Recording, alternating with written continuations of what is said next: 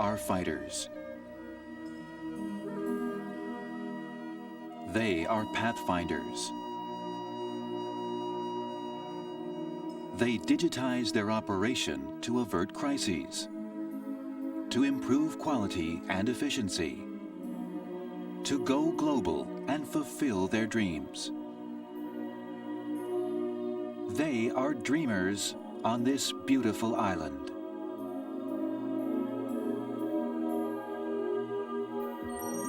Taiwan, the E-Island.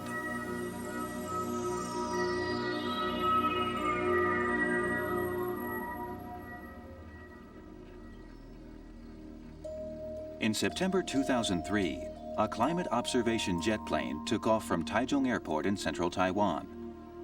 At 40,000 feet in the air, 15 GPS dropsondes were released to investigate Typhoon Dujuan on the west part of the Pacific Ocean. 3 hours later, the observation plane gathered the data and sent it to Taiwan's Central Weather Bureau, CWB. This marked the launch of the National Science Council's Dotstar program. Taiwan is located between the Earth's largest body of land and largest body of water. Summer and fall are typhoon seasons. It is very hard for land-based radar systems to investigate typhoons over the Pacific. The Dotstar program provided us with valuable information gathered in areas near typhoons on the Pacific Ocean. This information was invaluable to us in determining the strength, the scope, and the structure of the typhoon. This project is a breakthrough in Asia. It restarts the Manned Aircraft Typhoon Observation Program, which was suspended for the past 16 years in the Northwest Pacific Ocean region.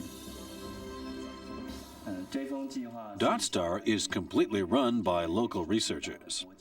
Our program involves airborne observation, computer simulation, synchronized and follow-up analyses, and also theory development. It is also a vanguard for future typhoon research initiatives. We check the internet for the latest information on typhoons every day. When the Joint Typhoon Warning Center issues cyclone advisories, we project its route and deploy dropsondes in key areas. Following the U.S., Taiwan has become the second nation to successfully observe typhoons on a manned aircraft. While the Dotstar program has been based on foreign technology, its application has been developed by domestic researchers. Besides integrating software, hardware, and human resources, our researchers share weather information with the world via the internet. In 2002, we visited the U.S. National Hurricane Center, the NHC. We joined an observation mission on an NHC airplane. The plane was very spacious and had computer workstations and other standard equipment. In contrast, the space aboard our plane in Taiwan is very limited, so we use laptops.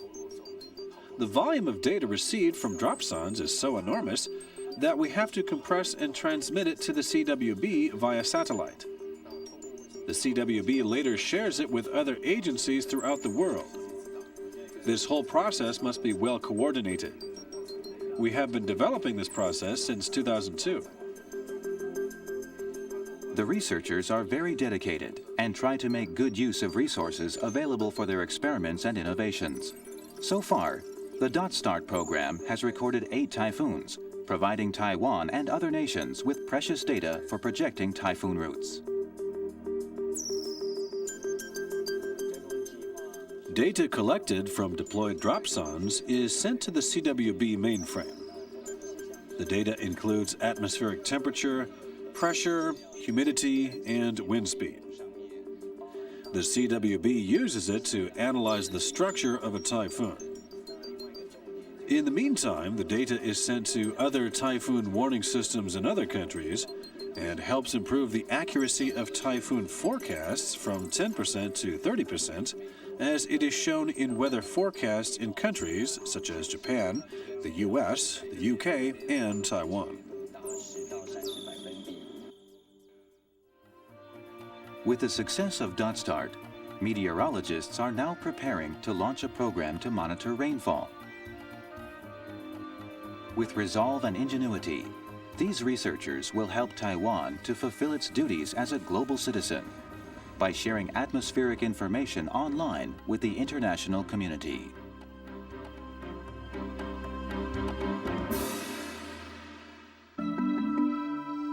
The Internet lowers the barrier to business startup costs.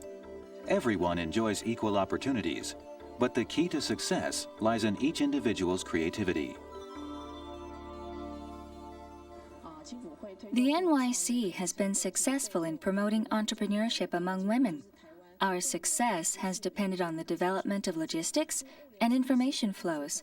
Transporting commodities costs little, and the Internet greatly facilitates the information flow. The Internet has become indispensable to our lives.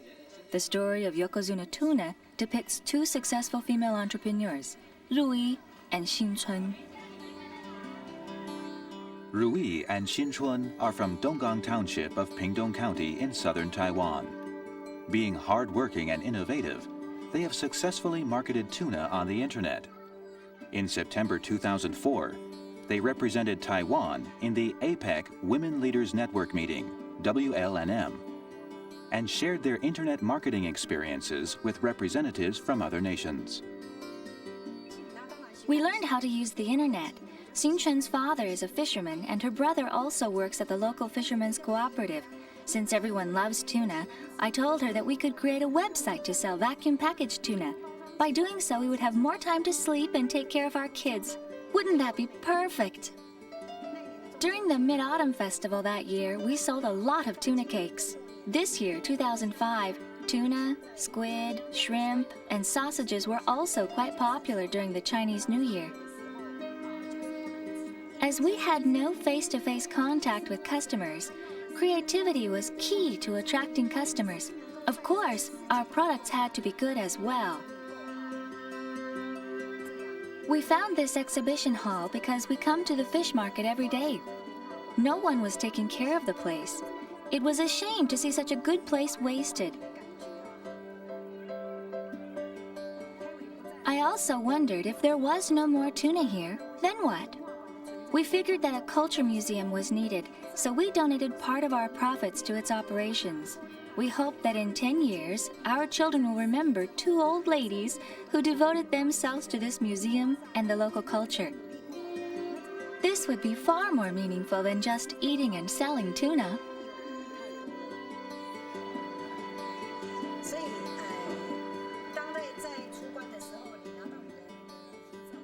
On the flight back from the APEC meeting, Ruyi was very proud of and excited about their achievements. I told myself yes, and I am proud to be from Taiwan.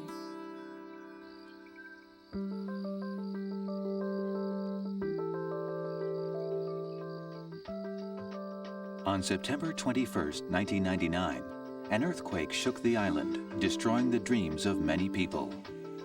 However, some people rebuilt their lives through digital technology. They came from the government, the business sector, and the public.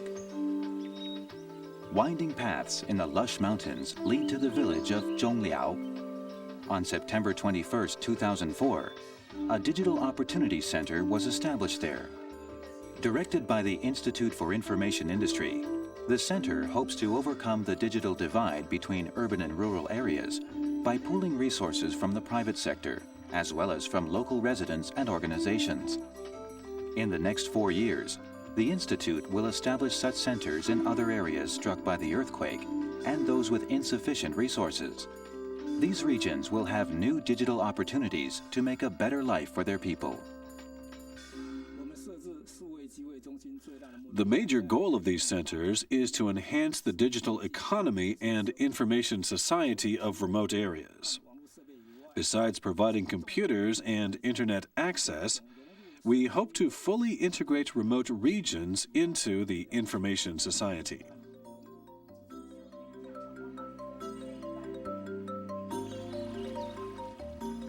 Establishing a digital opportunity center in a rural area is not easy.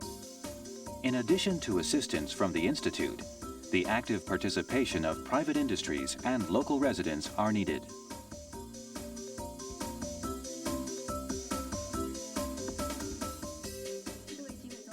The creation of digital opportunity centers also requires the construction of public infrastructures and the installation of optical fibers by Zhonghua Telecom. The Institute joins forces with local communities to train volunteers and instructors to ensure sustainable development. Our ultimate goal is to strengthen local industries through e-commerce. We expect that more success stories and sparks of hope will appear in these remote regions.